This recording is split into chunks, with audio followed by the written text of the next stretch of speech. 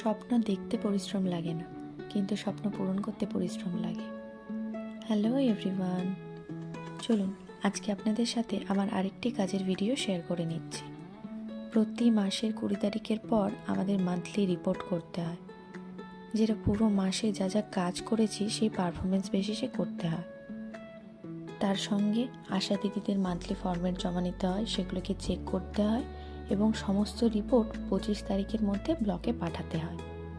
এই কটা দিন কাজের চাপটা একটু বেশিই থাকে। এই রিপোর্টের কাজটা গুছিয়ে গেলে একটু শান্তি পাওয়া যায়। আমি একটা কথা মনে করি, ডিউটি এনজয় করলে কাজের প্রেশার কম লাগবে।